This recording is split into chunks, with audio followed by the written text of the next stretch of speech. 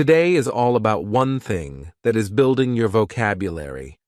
I am going to teach you a lot of different words, mostly advanced words, to help you be more precise so that you can say exactly what you want to say.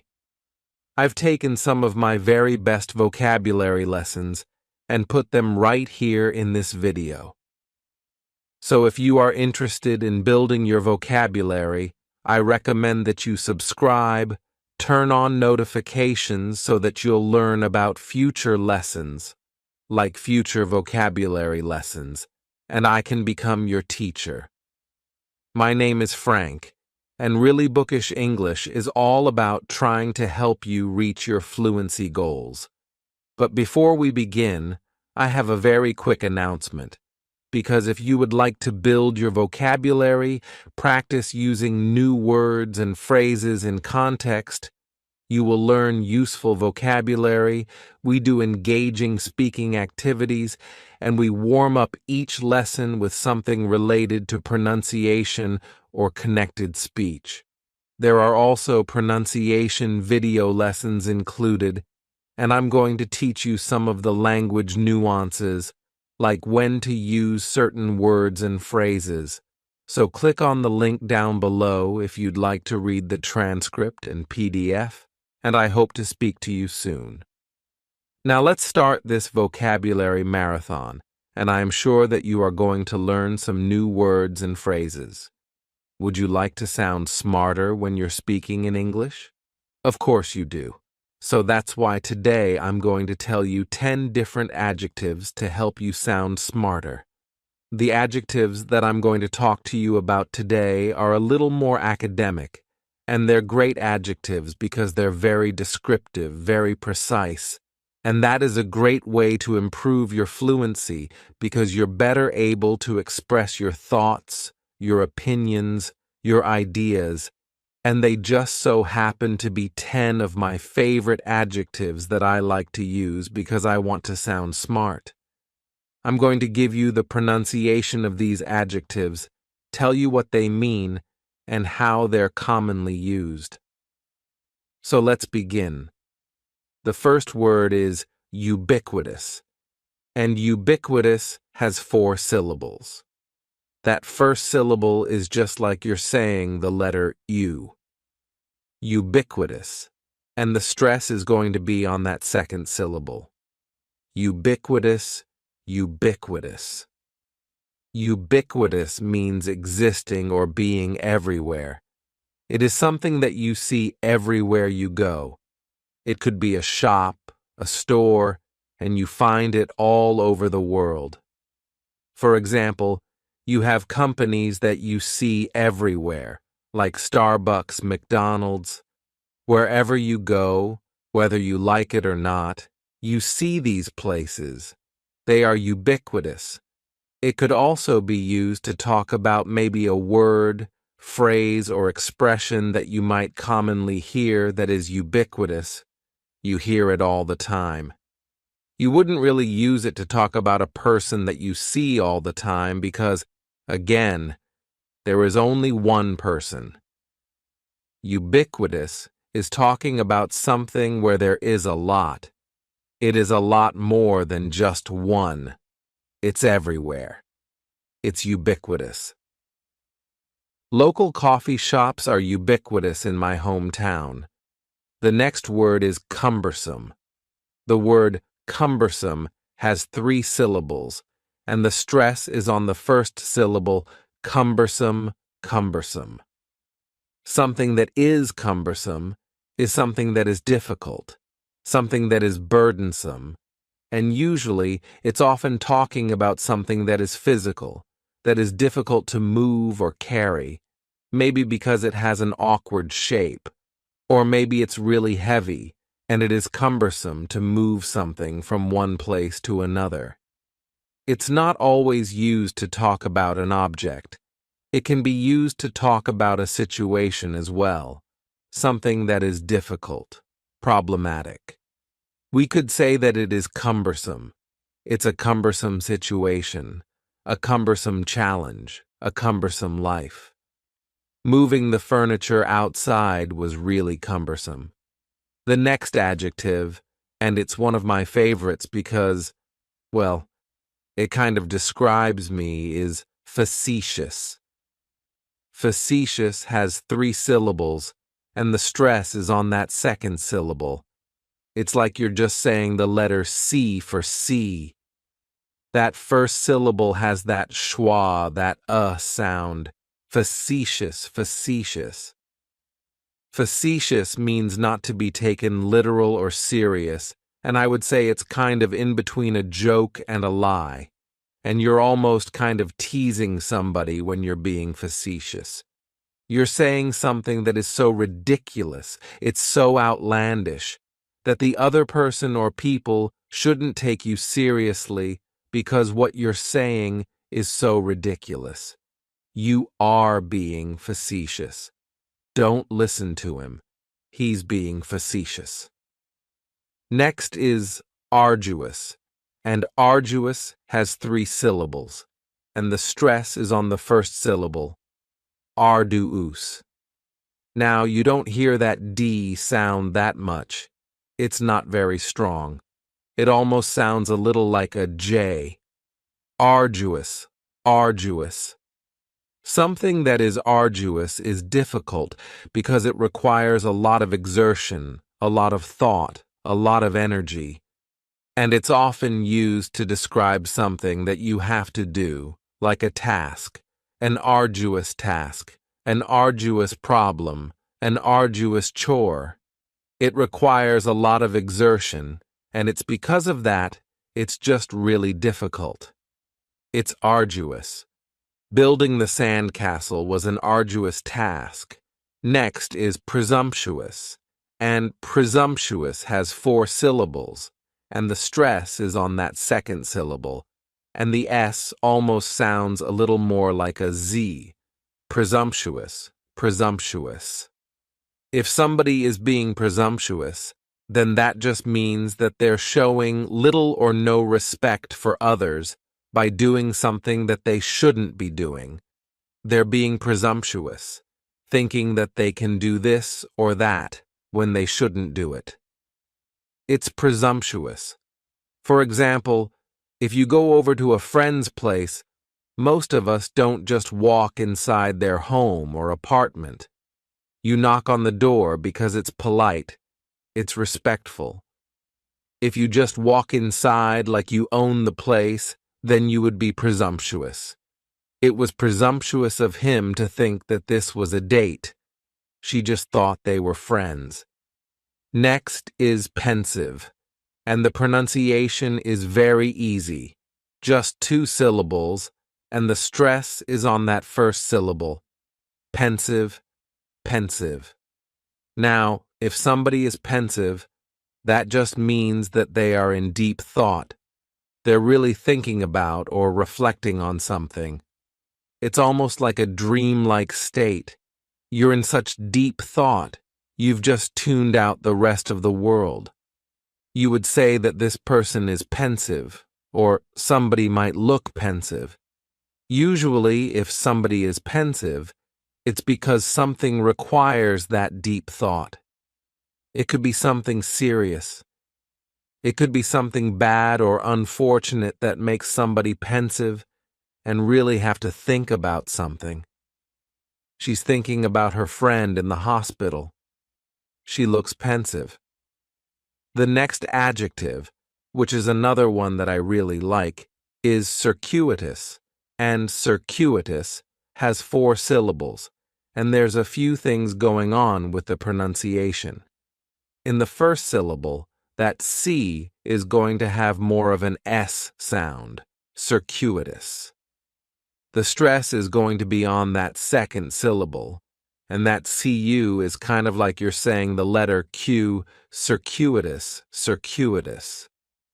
Circuitous is talking about a very roundabout way to get somewhere, where you're just not taking the most direct route, and I think we've all probably tried to go somewhere, and maybe we got a little lost, and we went way out of our way, and we ended up taking a circuitous route. Frequently, it's used with this word when talking about the direction that you go, a circuitous route, a circuitous path, and it is just this windy, roundabout way that you try to go and get somewhere. Circuitous. We took a circuitous route to reach our destination. Next is conscientious, and this is a great adjective to describe maybe yourself or someone else. And I think the pronunciation is what makes many learners avoid this word, because they look at it and think, what's going on there? So, conscientious has 4 syllables, and the stress is on that third syllable. N. Conscientious, conscientious. That second syllable is what really confuses people, because that sigh almost sounds like you're saying she. Conscientious, conscientious. Someone who is conscientious just means that they have a moral responsibility to do their work carefully and also, treat others with respect and be fair to others. Someone who's conscientious is really able to put themselves in another person's shoes and really see how they feel and empathize with them. They are aware of their surroundings, and because of that, we would say they are conscientious. Great word. She's very conscientious of her health. The next word is meticulous, and this word has 4 syllables, and the stress is on that second syllable. Meticulous, meticulous. That first syllable also has that schwa, that A sound, that reduced vowel sound. Meticulous. This is another word that I like because I think it does describe me in many situations. If someone is meticulous, that means that they try to pay really close attention to the details. They're meticulous in their work. They're focused on the details, and they want to make sure every little thing is in order. Someone is meticulous. Usually, I think it is a good thing when you're talking about somebody's work that you want to pay close attention to the details so you don't miss anything and be very meticulous.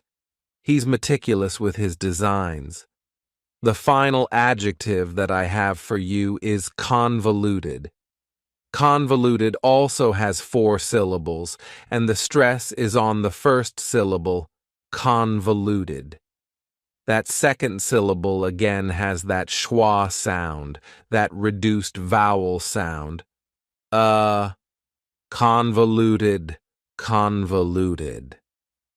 If something is convoluted, it means that it is extremely difficult to follow because things are connected and intertwined and mixed around in a way that's difficult to understand. That means that something is convoluted. It can be used to describe a story or an argument or maybe even a sentence that is hard to follow, and it doesn't make much sense. It's convoluted. The story was convoluted because there were so many different people involved. So, those are 10 super awesome adjectives that will help you sound smarter when you're having a conversation in English. It'll also help you be more descriptive when you're expressing your thoughts, your ideas, your opinions. So, please use those adjectives. Welcome to today's lesson, which is more of a vocabulary lesson because I'm going to talk to you about 10 amazing adjectives that you can use to sound more academic, more professional, and more competent when you're speaking English. These are not words that you're going to hear every day on the street. Instead, you're more likely to hear these adjectives in presentations, debates, or in-depth conversations that are a bit more serious because these are words that sound more professional, more convincing, and they give us a bit more authority when we're speaking about a topic. So, I'm going to tell you the adjective, show you how it's phonetically pronounced, give you the meaning, as well as a sentence so you can see how it's used in context. Are you ready? Let's begin. So, the first adjective I have for you is germane. Now, this is 2 syllables, and the stress is on the second syllable, germane. It means that something is relevant, that it is closely related to something else. We could use it in a sentence and say, your statements are not germane to the central argument. The next word, and it's one that I really like, is preposterous. This adjective has 4 syllables, and the stress is on that second syllable, preposterous. Remember that OS has that schwa, that sound. This means that something is contrary to reason. It's just ridiculous. It's absurd. The way it's used is somebody would usually say something, and it's ridiculous, it's absurd, and the other person would say, that's preposterous, that's absurd, and that's preposterous. You're not gonna like this video, that's preposterous. Next is a very cool word, perfunctory. Perfunctory has 4 syllables, and the stress is on that second syllable, that funk. Perfunctory. That third syllable has the schwa, and it's going to end with that long E sound. Perfunctory, perfunctory. If something is perfunctory, it means that you're doing something out of routine. You're doing it without even thinking about it. It's habit. It's a ritual. You just do it in haste without giving it much thought, and we would say that it is perfunctory. When she saw us, she gave us a perfunctory smile. The next adjective is truculent, and this word has 3 syllables, and the stress is on that first syllable. Keep in mind that xiu is pronounced like you're saying the letter Q, trq lund. That last syllable has the schwa, truculent. If somebody is being truculent, that means that they're being fierce, a little cruel, kind of very aggressive, aggressively hostile. If someone's being truculent. So it's not a good word. It kind of means that this person is upset with you, maybe because of something you said, and they're just being a bit cruel, they're truculent, they're standoffish. Sometimes when I've had a really bad day and I don't want to talk to people, and I'm just upset, I can be kind of truculent with others. If they're trying to approach me and I don't want to deal with anybody, I can be truculent. A great example would be in politics. People maybe do something wrong and the media wants to talk to them about it, and they're angry. They don't want to speak to the media, and they might be truculent. So we could say politicians are sometimes truculent with the media. Another great word is this one right here, austere. This has 2 syllables, and the stress is on that second syllable with that long E sound, austere. If somebody or something is austere, it means that they're very severe in their manner, they're very strict, or even without excess. Austere. Her austere manner intimidated the students. The next adjective, which is one of my favorites, is capricious. This word has 3 syllables, and the stress is on the second syllable. Keep in mind that the first syllable has that schwa sound. Precious. Capricious. If someone or something is capricious, then that just means that they are subject to sudden or even unpredictable change. Capricious.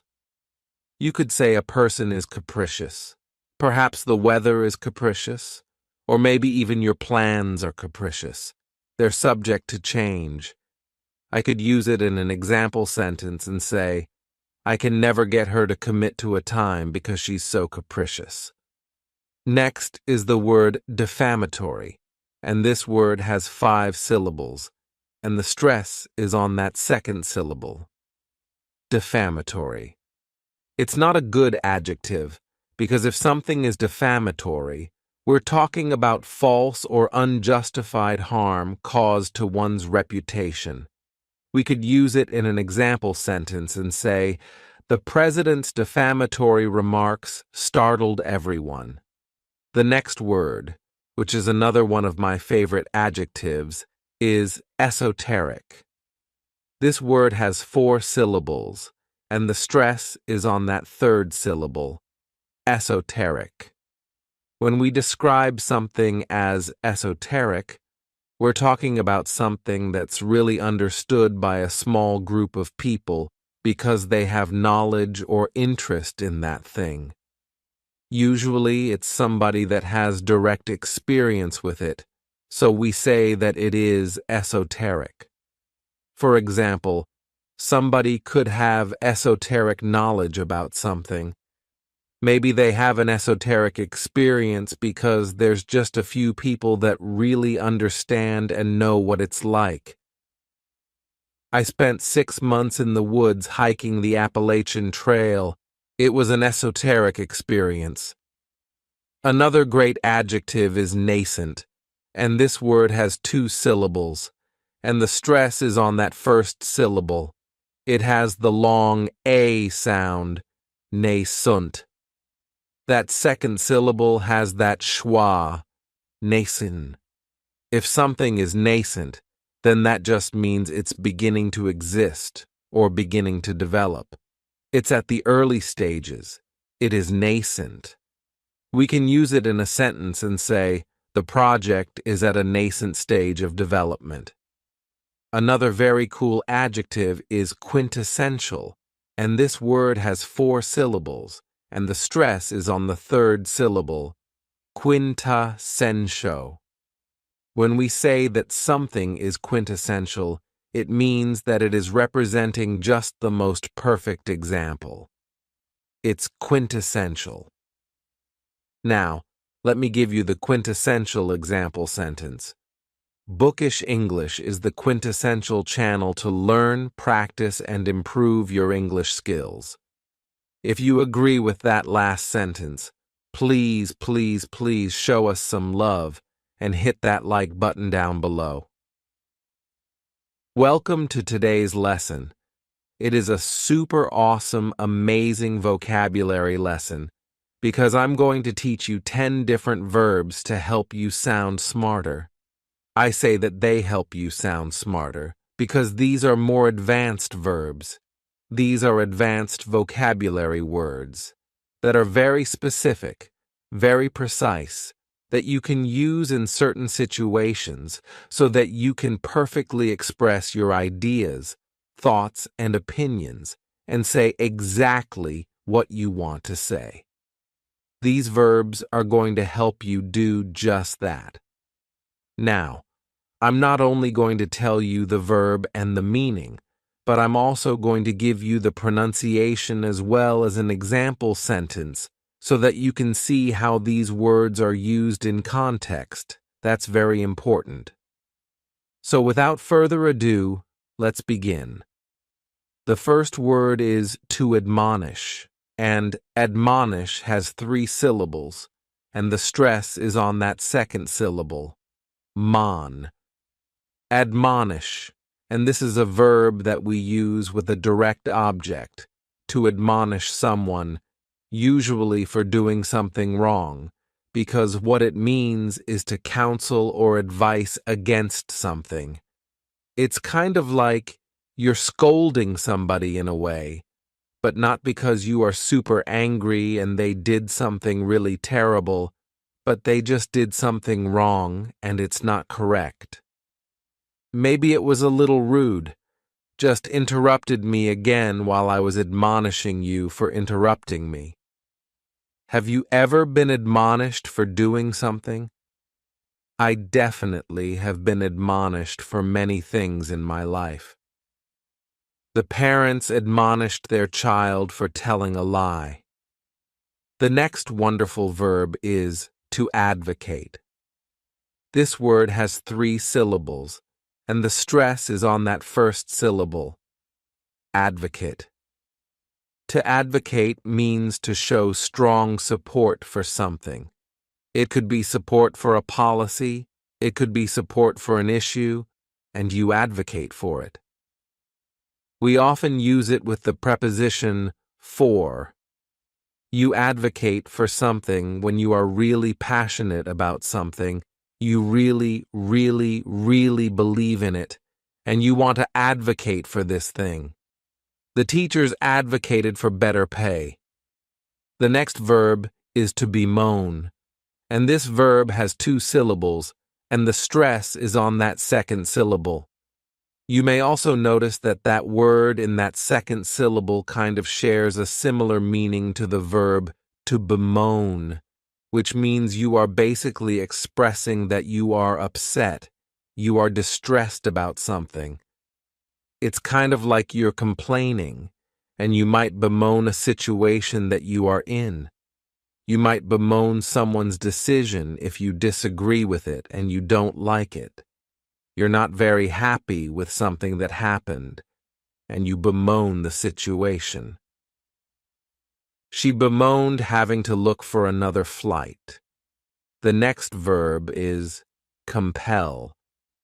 This word has 2 syllables, and the stress is on that second syllable.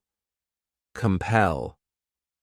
What it means is to force or drive or maybe even encourage somebody to do something, some course of action, to do something that you want them to do.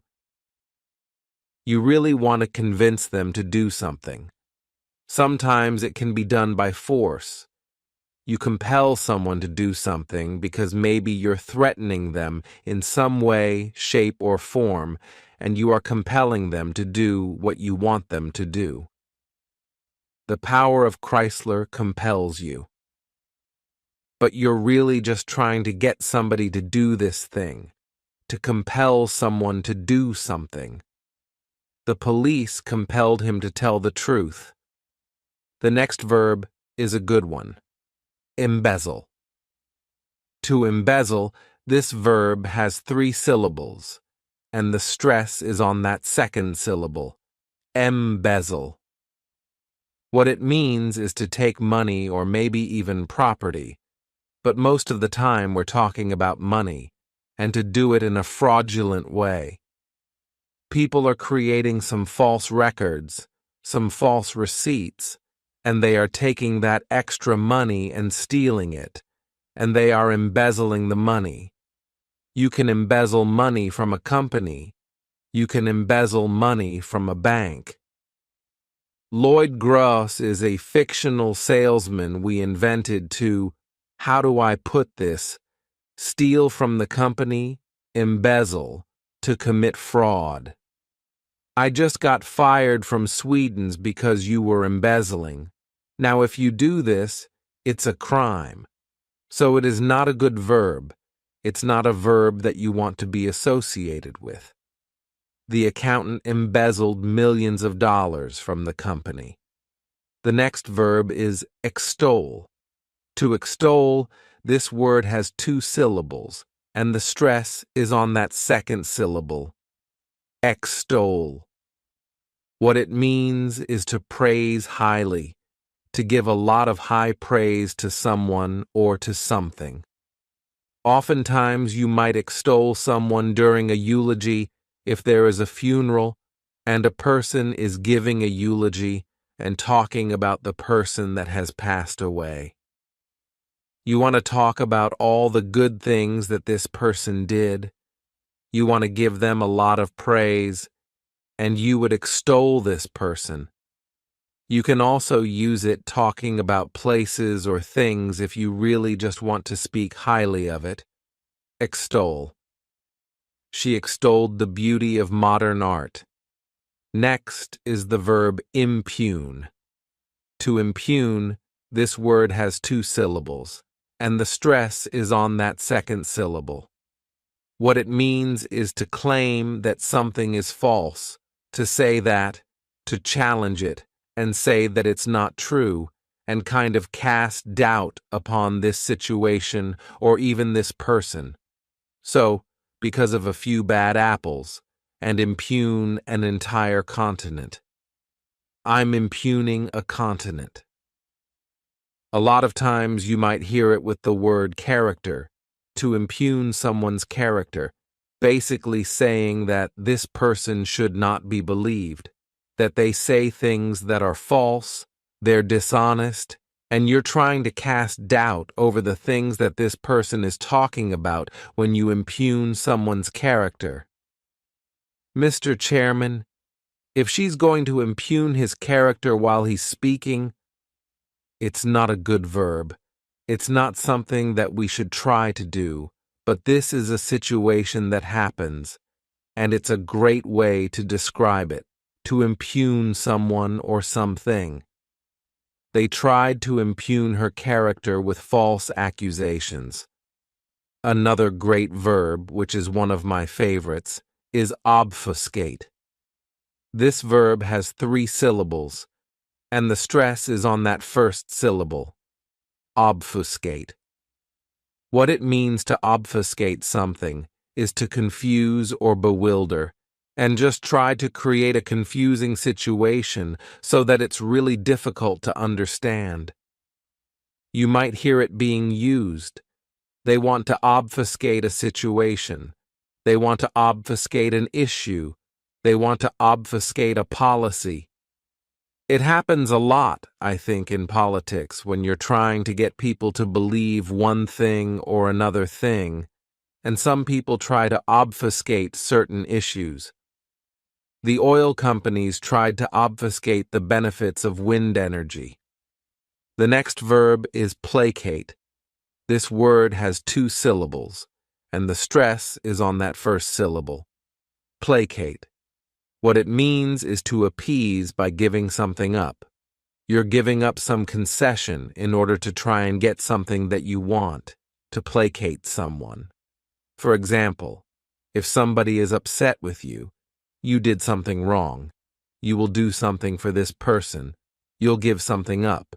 You are trying to placate them in order for this person to forgive you, to be okay with it, and just to move on, to placate someone. Nothing she could say or do would placate him. Another great verb is repudiate. This verb has 4 syllables, and the stress is on that second syllable, repudiate. This means to reject something, to reject it with disapproval because there's no authority in this thing that people are trying to say or do, to repudiate someone, or you could repudiate something. For example, at work, if you are the manager and you have employees and they make a request, you could reject it and say no. I don't like it. This is a terrible idea. You would repudiate this. Senator Eleanor Princess Shaw doesn't bother you at all. Your son repudiates so many of your more controversial policies. No, it was refused, rejected, rebuffed, repudiated. It's kind of a confrontational word because if you repudiate something, then you're really letting the other person know that you're a bit unhappy, that you don't like this, and you are rejecting it. You repudiate it. The professor repudiated the student's request to postpone the exam. So, right now, I would like to advocate for you to write us a comment and let us know an English word that you have recently learned. It can be any word, a noun, an adjective, a verb. Just let us know. We love hearing from you in the comments. If you don't write us a comment, I'm not going to bemoan the situation. I'm not even going to admonish you, but we would really appreciate it. And if you do, I will placate you by coming out with another lesson next week. If you would like to sound smarter and be smarter, then this lesson is for you, because I'm going to tell you 10 nouns to help you do just that. Many of you out there have said you would like to learn more advanced vocabulary words, and that's what these 10 nouns are. They're not only going to help you sound smarter, but they're going to help you more accurately express your thoughts, opinions, and ideas. They also happen to be 10 of my favorite nouns. So, as I go over these nouns, I am going to give you the pronunciation, tell you the meaning, as well as talk to you about how they're used in context. So, let's just get this show on the road. The first noun is this one right here. Quid pro quo. It is 3 words. Each word is only 1 syllable. And if you're saying it together, the stress is kind of on that first word and that last word, quid pro quo. What this means is it is something that is given or even taken in return for something else. So it's kind of like you're doing a favor for someone in exchange for something else, and that would be considered quid pro quo. Often we hear this when talking about politics. Somebody gives a politician money, and then that politician does something in return for them, and they would refer to it as quid pro quo. Quid pro quo, Mr. Powers. I need some quid pro quo from you. Or maybe you're negotiating with somebody, and you're like, I'm gonna need a little quid pro quo if I do whatever favor it is for you. If you want us to donate to your campaign, we'll need some quid pro quo. The next noun, which is one of my favorites, is catch-22. This is 2 words. It's a compound noun. The word catch is just 1 syllable, and then 22 is 3 syllables, and the stress is on that final syllable, catch-22. The word comes from a famous book by Joseph Heller, which is titled Catch-22. The meaning of a catch-22, see if you can follow me, is it is a problem that cannot be solved because the solution to the problem is inherent in the problem itself. Now you may be thinking, what the heck are you talking about? It's often referred to situations where, again, you can't solve the problem because the solution is within the problem itself, and it's just like this circular loop. So, this is a great noun to describe this type of situation, and again, it's just like a standalone statement. When you are tough, they resent you, and when you are cool, they walk all over you. Catch-22.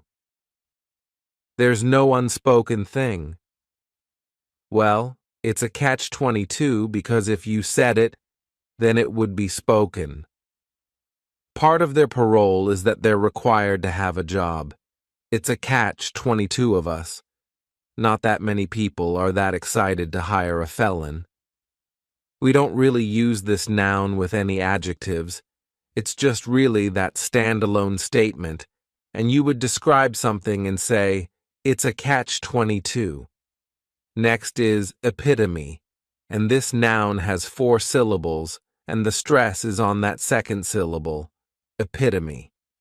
This is a word that when you see it, many times people may mispronounce it because the 3rd syllable has that schwa, and the last syllable is that long epit-o-me. What it means is a person or thing that is typical of a class or group as a whole, something that possesses to the highest degree what this whole group is all about.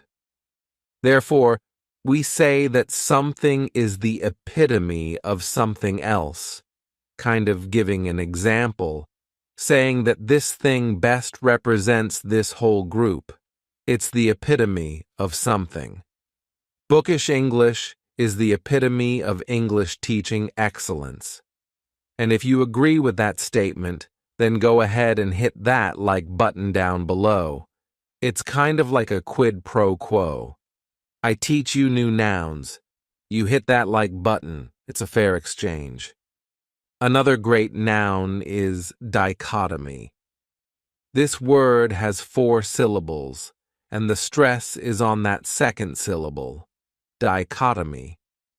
That third syllable has that schwa, that sound, di-chot-o-my. What it means is the division or contrast between two things that are represented as being opposed or entirely different. So, let me give you a couple of examples of a dichotomy. You could have science and religion, two things that you can compare, and they're kind of opposed to each other in some ways. Also, city life and country life, completely different, but we can still compare them. When using this noun, you say the two things that you're comparing. Dichotomy of good and evil. From the entire dichotomy of jock artists. Often we use it with the preposition between. You talk about the dichotomy between two things. For example, we could say, we're studying the dichotomy between economic development and environmental protection. The next noun is myriad. This word has 3 syllables, and the stress is on that first syllable. Mere sounds like mere, myriad.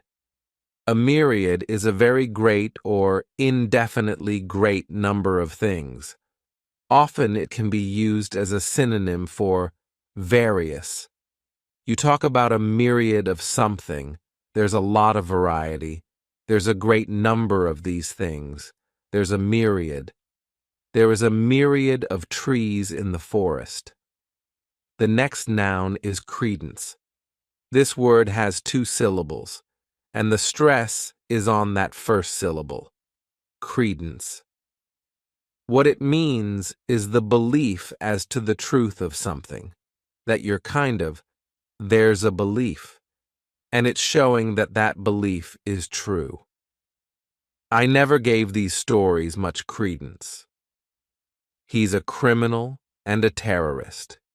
People aren't going to give him credence. And though we give them no credence at all, Larry. Often you may find this noun with the verb give. Something gives a belief credence. It makes it seem a little more true. For example, the email they discovered gave credence to his unethical behavior. Next is malaise. This word has 2 syllables, and the stress is on that second syllable, malaise. This is not a great noun. The reason I say this is because its meaning is a vague feeling of physical discomfort or uneasiness as an early sign of an illness. So, if somebody is just starting to feel ill, then it's very possible that they might experience malaise. I experienced bad headaches and malaise before deciding to go to the doctor. The next noun is sycophant, and this noun has 3 syllables, and the stress is on that first syllable. The spelling may throw people off to the pronunciation, but that "sic" is just pronounced sick, sycophant. The meaning of a sycophant is a person that tries to gain attention by flattering wealthy or influential people. So, this is not a good noun. You don't want somebody to call you a sycophant because it basically means you're sucking up to somebody else for no real reason. It's pathetic. Yeah, it's not good. Some sycophants in the media refuse to acknowledge the political corruption. Another great noun, which is another one of my favorites, is a dilettante, and this word has 3 syllables, and there's kind of like a stress on that first and last syllable, dilettante. The reason I say it's one of my favorites is because I guess I could be considered a dilettante. Many of us can be considered dilettantes because its meaning is a person that cultivates an interest in something without really learning in-depth information. I think this just happens with people all the time. We become interested in a topic, and we learn a little bit about it so that we can converse with our friends and have discussions, but we have difficulty really debating this topic with facts and information because we just don't know enough. They will remain dilettantes in war and tourists in Vietnam. What's your point? Your knowledge is a mile wide and an inch deep. Do you know what that makes you? A dilettante? But if somebody calls you a dilettante, then it's probably not in a good sense because they're probably referring to you, saying that, well, you're a person that you think you know a lot, but you really don't. You want to think she knows a lot about health and nutrition, but she's really a dilettante. The next noun is zenith. It has 2 syllables, and the stress is on the first syllable, zenith. When talking about the zenith, you're talking about the top, the peak, the highest point or state of something or someone's condition. So, if you are at the top, the highest point, then you are at the zenith. It basically implies that you're not going to go any higher. So it's like saying you've reached the top. You're not going to go any higher, and things are just going to start going downhill from here.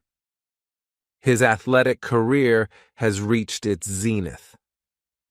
So, I hope some of these nouns were new for you, and now that you've learned them, you can go out and practice using them so that you can improve your overall English fluency. Today, I have a vocabulary lesson for you, and these words are all adverbs. They are advanced adverbs, and every single one of them ends in lie. And these are great adverbs to know, because they're really going to help you accurately express your thoughts, opinions, and ideas. Throughout the lesson, I'm going to do a few things for you. I am going to show you the adverb. I will then tell you the correct pronunciation, I'll give you the meaning, and then I will also give you some example sentences so that you can see how the adverb is used in context. That is really useful because it's just going to reinforce the meaning. So, let's begin. The first adverb is annually. This word has 4 syllables, and the stress is on that first syllable. The second syllable, it's like you're just saying that letter U, and the third syllable has that schwa, annually. Annually. This adverb means that something is occurring once a year. Something happens once every year. It happens annually. The U.S. Marshals Service annually flies 155,000 prisoners around the country. Evidence suggests it sheds its skin annually. Extended annually, 12 million a year. It's also quite commonly used with numbers. For example, when you're talking about banking, and maybe you earn interest on the money that's in the bank, you will earn interest annually. We could also use it and say, everyone should file their taxes annually. The next word is reluctantly. This word has 4 syllables, and the stress is on that second syllable. That third syllable also has that schwa. Reluctantly. Reluctantly. What it means is that just unwillingness to do something, that you are not inclined to do this thing, reluctantly. I am asking for your help, but all he gives his loser son is grief and a place to live. Reluctantly, he gives that reluctantly. Each year, we have to pay our taxes annually, But I think most of us reluctantly file our taxes. It's not something we want to do, but we have to do it, and many of us do it reluctantly. The employees reluctantly came into work over the weekend. Then we have unabashedly. This adverb has 5 syllables, and the stress is on that third syllable, that bash, unabashedly. That second syllable has that schwa, that sound, unabashedly. What it means is just that you are not apologetic. You are not embarrassed. You are very certain about your position. You do something unabashedly, or maybe you say something unabashedly. She unabashedly told her boss that she wanted a raise. Then we have an adverb that I like to use, and that is vaguely. It has 2 syllables, and the stress is on that first syllable. Vaguely. Vaguely means that something is not clearly expressed, or something is not clearly stated. Does smell vaguely poisonous. You are exposing me to information and ideas that seem vaguely familiar. If I were to reach our rendezvous on Titan with the time stone still attached to your vaguely irritating person, Kramer, remember that whole deal with you selling Peter and your stories for his book, and then he gave them back to you, vaguely. We often use it with the word remember. I vaguely remember. What do I vaguely remember? I vaguely remembered the example. I vaguely remember you telling me to pick this up at the grocery store. The next adverb is one of my favorites, fervently. It has 3 syllables, and the stress is on that first syllable, fervently. What it means is that you are just showing great enthusiasm, great intensity to do something. For example, right now I'm fervently trying to explain the meaning of these new adverbs. They fervently worked around the clock in order to finish the project on time. Next, we have diligently. This adverb has 4 syllables, and the stress is on that first syllable, diligently. It just means that you are working very hard to accomplish something. You are very focused on the task at hand. Often it's used with the verb work. We have been working diligently on this problem. The person shares your concerns and is working diligently to find a solution. Senator Gates had a series of mini-strokes a few months ago, but we are working diligently to get him through his final term. I'm sure all of you are working diligently to build your vocabulary and learn new words, which is why you're here. The police diligently collected evidence in order to find the criminal. Then we have another great adverb, which is vicariously. This adverb has 5 syllables, and the stress is on that second syllable, vicariously. The third syllable, it's like that letter I just has that E sound, and the fourth syllable has the schwa, vicariously. What this adverb means is imagining a situation through the eyes of another person. Okay, and it's often heard over and over again in the same way. You live vicariously through another person. So if somebody else has this exciting life going on, and you're trying to imagine it, you might tell them, "Wow, I am going to live vicariously through you." Yes, I live vicariously through you. Remember, oh, I'm going vicariously through you guys. Can I marry, man? Uh-huh. I need to live vicariously through you. Just give up details. No, wow, I'm just going to live vicariously through you because you're doing all these cool and amazing things, and you're going to tell me about it, and I will imagine it.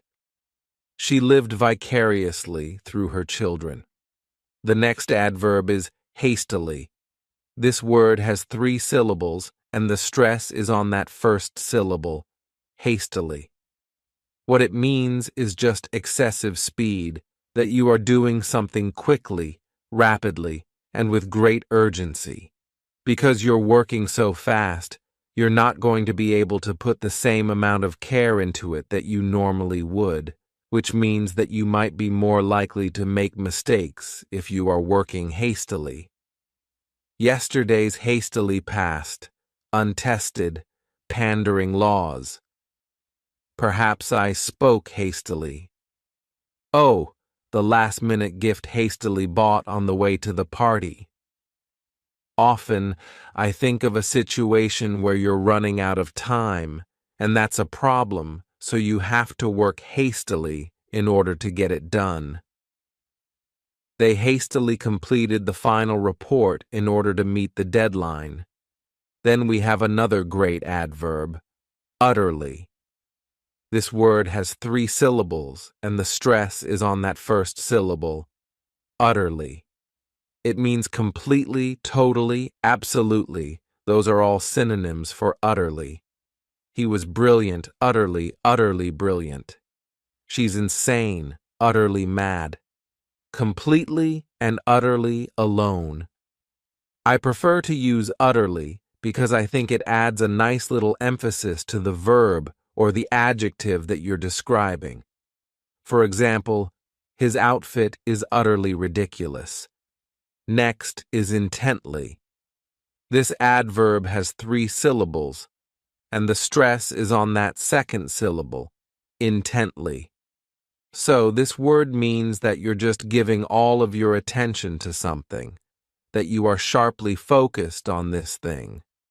I'm sure he's pressing his ear up against it and listening intently. Why is he watching us so intently? You are intently listening to someone. Maybe you are intently watching something. Are you guys intently watching this video? I hope so. I hope you listen intently to our lessons. So we work diligently to come up and create new English lessons for you guys each week. And I completely and utterly hope that you find them useful and that they're easy to follow. So, if you were listening intently to this lesson, let me know in the comments. Tell me, and just write, I intently listened to this lesson. That way, I know that you were focused, you paid attention, and you understood all of these adverbs. Let me know in the comments. Thank you guys so much for watching. Don't forget to hit that like button. Actually, you can fervently hit that like button. Do it with some energy, some enthusiasm. I want to teach you 15 irregular verbs that I think will help you improve your overall English fluency. Now, these irregular verbs in particular are not as common as verbs like go or have, but they are very useful, especially in specific situations, which is why they are a bit more advanced. So, I'm going to give you the verb in 3 different forms: the present, the past, and the past participle. I will also tell you the meaning of the verb and then give you an example sentence so that you can see how it's used in context. The first verb that I have for you is arise, arose, arisen. That is the present, the past, and the past participle. And this just means to become apparent, to notice something.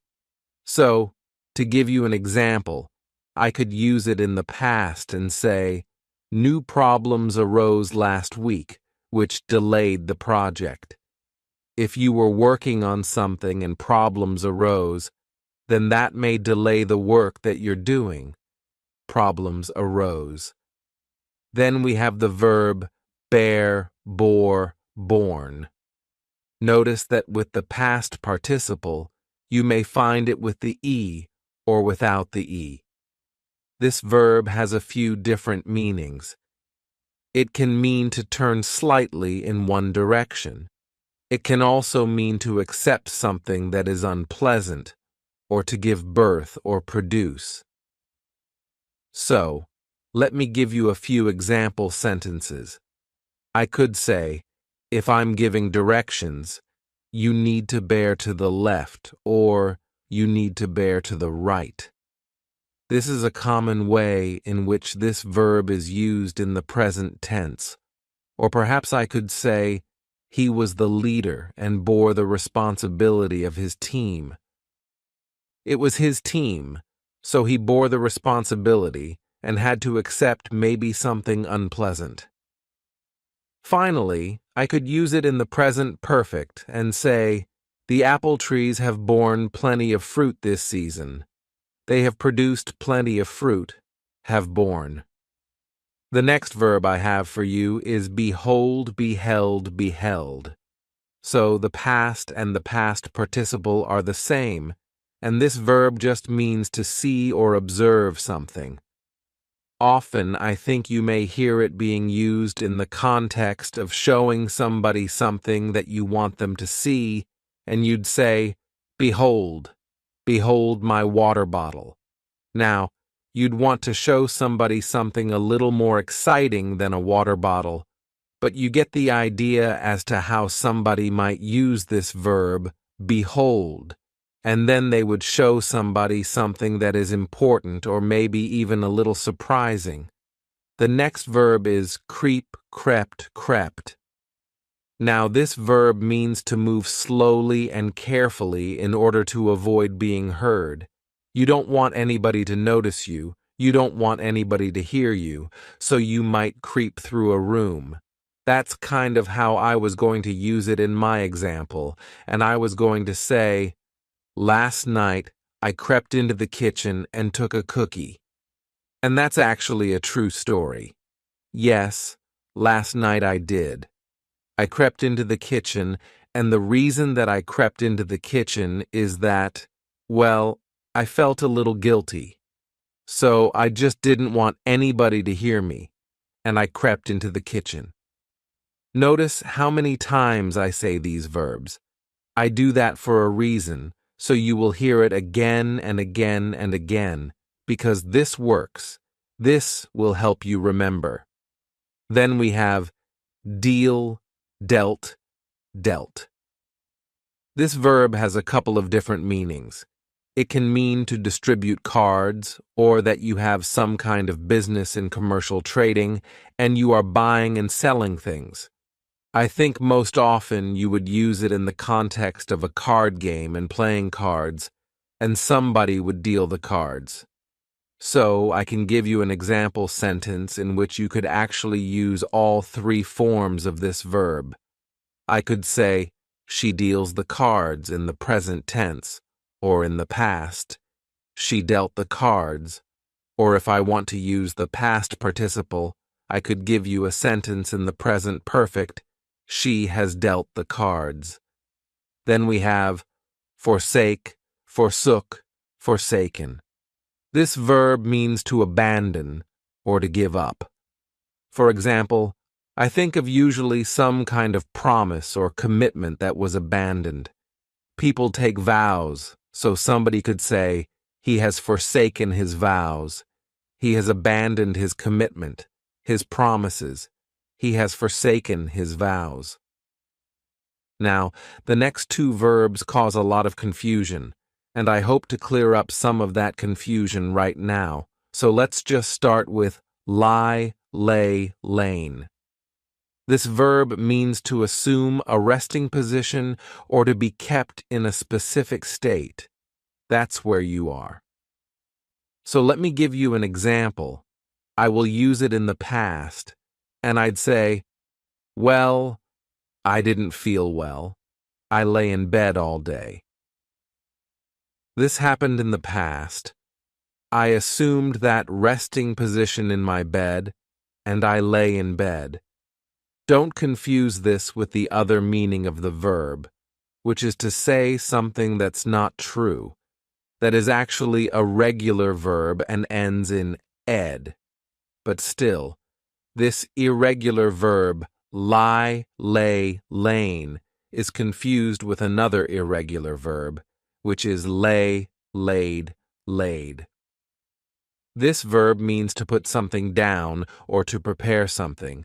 Lay, laid, laid. So, let me give you an example, and we'll start with putting something down.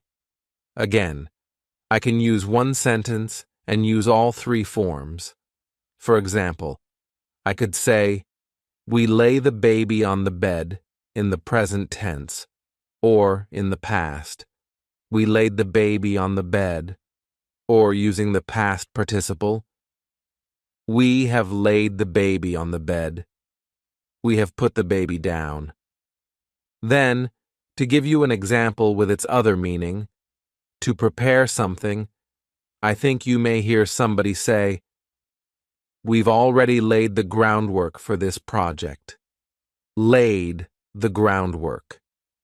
They have prepared for the start of this project. So, please don't confuse these verbs. Lie, which is to assume a resting position, lie in bed, or lay, which is to put something down. I'm gonna lay my head down on the pillow. Then we have mean, meant, meant, and this I think is actually a very common verb, but the meaning can be a little challenging. What this verb means is to intend, to refer to something. Often, I think it's used when we're talking about questions. Well, what does this mean? I might ask students, well, what does this word mean? Or if I want to use it in the past and say, well, that is not what I was referring to, you may hear somebody say, well, no, that's not what I meant. That's not what I meant. I didn't want to refer to this thing. That's not what I meant. Then we have the verb overtake, overtook, overtaken. And this verb means to come from behind and move in front of. Often, I think you would hear this verb used in the context of driving because cars pass each other all the time, and you might want to overtake a car that is in front of you. I can give you an example and say, well, we overtook the bus because it was driving so slow. So we came from behind and went in front of the bus. We overtook the bus. Then we have the verb rise, rose, risen. This verb has a couple of different meanings. The first one is to move from a lower position to a higher position, and the next meaning is just to get up. So, let's start with the first meaning, and I'll give you an example. I could give you a simple sentence and use all three forms. I could say, well, the sun rises, or in the past, the sun rose, or using the past participle, the sun has risen. If I want to say, get up, I often think of the expression, rise and shine, and somebody would say, this just telling somebody else to get up. It's time to start your day. Rise and shine. Next is the verb swear, swore, sworn. And this verb means that you are making a promise to do something. Swear, swore, sworn. Let me give you another example in which you could use all three forms in this one sentence. I could say, he swears to tell the truth. Or in the past, he swore to tell the truth. Or he has sworn to tell the truth. Often, I think it's used in that context of you're making a promise in which you are going to tell the truth. I think it's also used as a question, and somebody would just ask, do you swear? Do you promise? Or they might say, Do you swear on something that is important? Which in that case, it's kind of an expression which means, well, you really have to be serious about this promise, to swear on something. Then we have shake, shook, shaken. And this verb means to move something up and down or from side to side, or even to tremble. I could use it and give you an example and just say, you know, when we met, we shook hands. I often think of this verb being used, talking about introductions and people shaking hands. To give you an example about trembling, I think, well, in that case, I think somebody is very cold. And not only that, but I think it would often be used in the continuous tense. So I could say, well, you know, last night was very cold, and I was shaking. I was shaking as I lay in bed. Next is weep, wept, wept. And this verb means just, well, to cry or to shed tears. Often, I think it would be used in a context that is a little more serious, a little more severe, in which you would say that you wept. You were crying a lot. For example, I could say that after the breakup, he wept for days.